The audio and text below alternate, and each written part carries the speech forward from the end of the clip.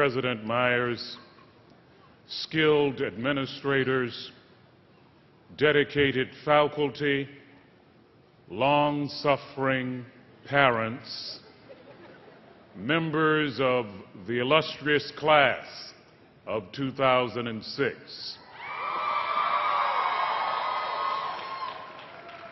I have 3 words for the class.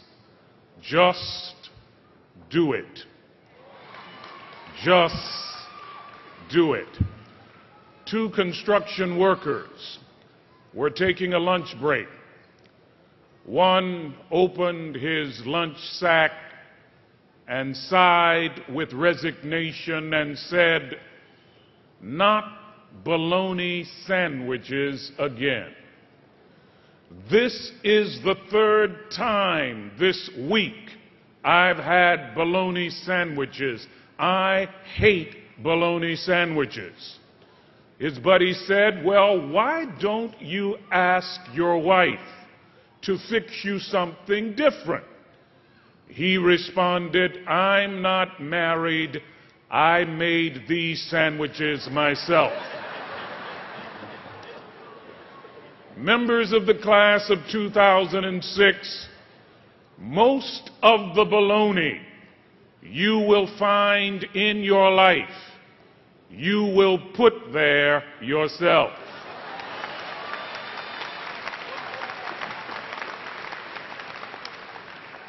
And I challenge you to develop a proclivity for action.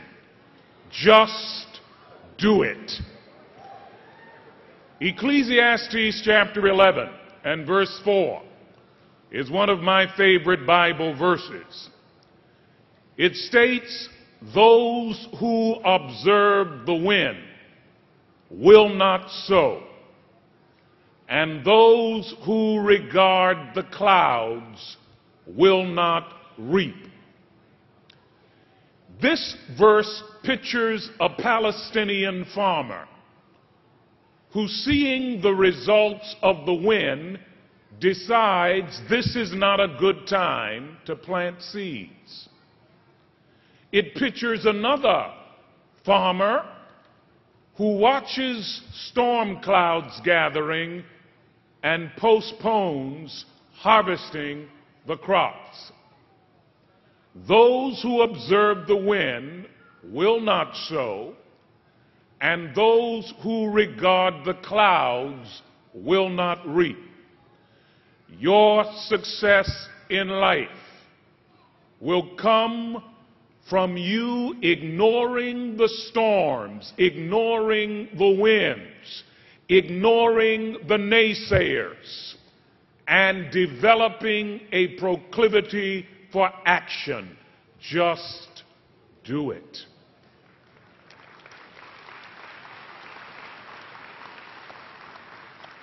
When I was growing up in the inner city of Baltimore, Maryland, my mother gave me my allowance based upon memorizing Scripture.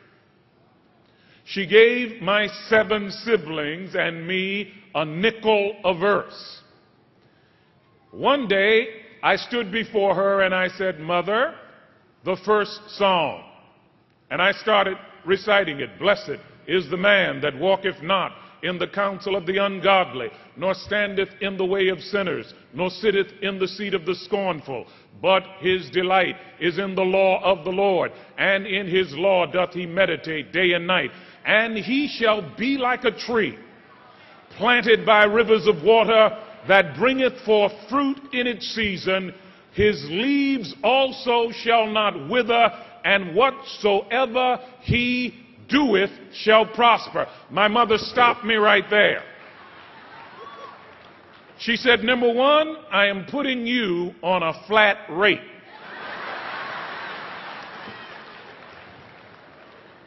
She said, "Number 2, I am very impressed that you have memorized that much Scripture, but you're only going to get a nickel for what you just did." She said, "Number 3, I hope you are remembering not just the words, but the message of the words." And I was convicted because I realized that I was reciting that which I was not listening to myself. And as I went back over the first psalm, what stopped me in terms of its message was, whatsoever he doeth shall prosper. God will only bless what you do.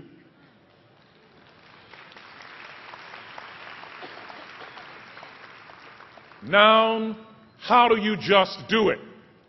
Ecclesiastes 11:1 says, cast your bread upon the water, and you will find it after many days. Now, water seems an unpromising and unlikely place to cast bread. And yet, you must learn to sow with abandon, to sow in unlikely places. I have earned 3 master's degrees and 2 doctorates.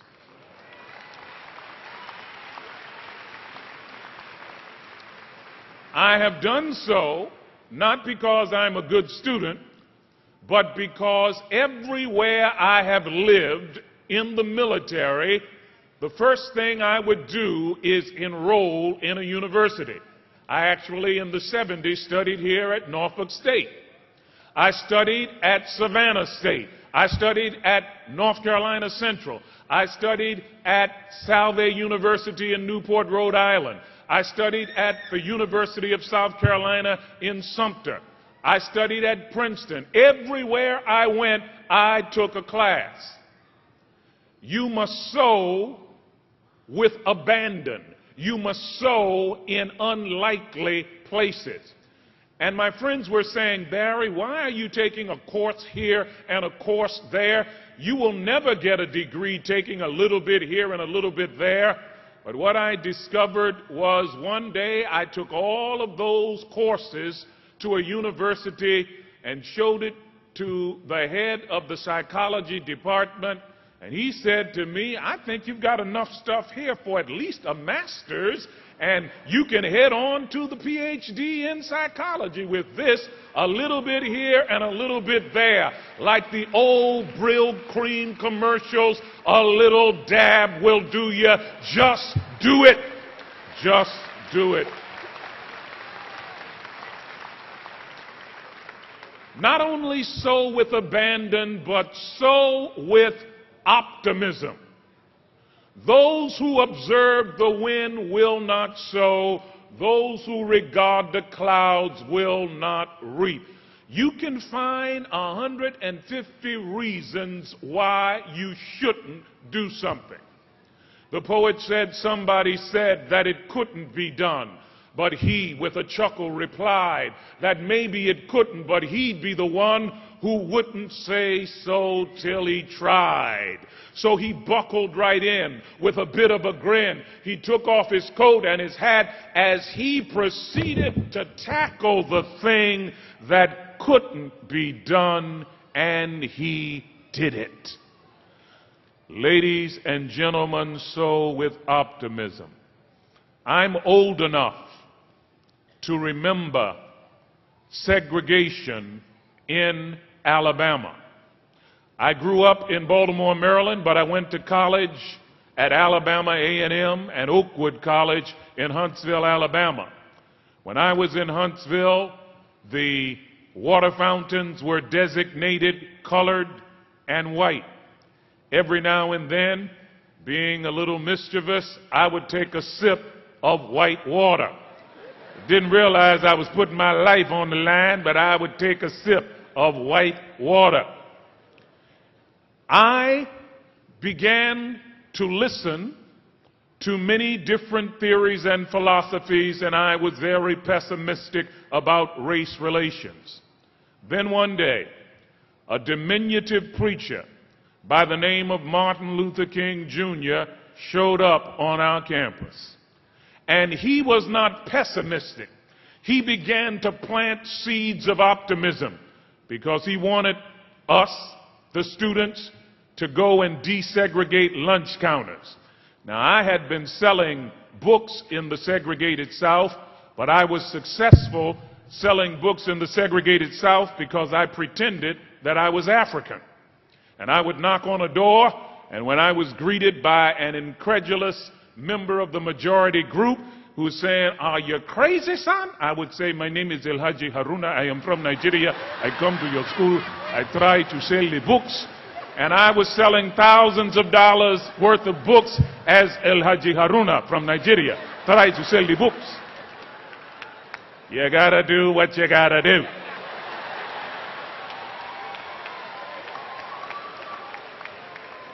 But Martin started planting seeds of optimism.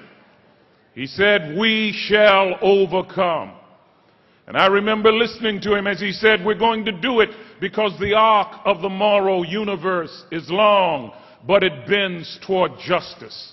We will overcome because the Bible is right. You reap what you sow. We shall overcome because James Russell Lowell is right. Truth forever on the scaffold, wrong forever on the throne. Yet that scaffold sways the future, and behind the dim unknown standeth God within the shadows, keeping watch above his own."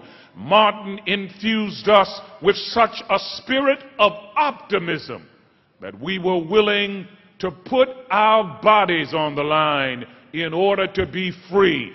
2 men sat behind prison bars. One saw the mud, the other saw the stars.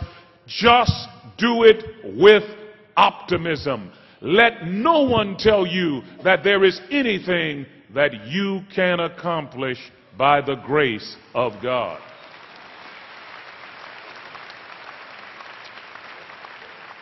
And finally, just do it with perseverance. Just do it with abandon. Just do it with optimism. Just do it with perseverance. Ecclesiastes 11:6 puts it this way: "In the morning, plant your seeds. In the evening, hold not back. For you do not know which will prosper, this or that or both." Most of life's successes will come because you failed to give up, because you persevered. The dictionary is one of the few places where success comes before work and before persevering. It took Thomas Edison more than 5,000 attempts before he found the filament for the incandescent light bulb. At number 5,000, his exasperated assistant came to him and said, "Mr. Edison, we are failing miserably." And Edison, with a smile, said, "Oh no, we are succeeding marvelously. We now know 5,000 things that won't work." Just do it with perseverance. Galatians chapter 6 verse 9 says, "Do not become weary in well-doing, for in due season you will reap if you faint not." Never give up, never give up, never give up. And when the storms of life rage, and they will, members of the class of 2006, when people smile in your face as they stab you in your back, and they will, members of the class of 2006, when they do not celebrate your presence but tolerate your presence, if you just remember 3 words, just do it. And if you sow your seeds, there is an ineluctable law of sowing and reaping in God's universe. Genesis 8:22 says, "For as long as time will last, there will always be seed time and harvest. If you will sow with abandon, if you will sow with optimism, if you will sow with perseverance." you will not fail. And you will be able to cry out with the poet, I want to let go, but I won't let go. There are battles to fight by day and by night for God and the right, and I'll never let go. I want to let go, but I won't let go. I'm sick, 'tis true, and weary and blue and worn through and through, but I'll never let go. I want to let go, but I won't let go. No, I will not yield. What? Lie down on the field and surrender my shield? No, I'll never let go. I want to let go, but I won't let go. May this be your song midst legions of wrong. Oh God, keep us strong so that we will never, ever let go. Members of the class of 2006, just do it.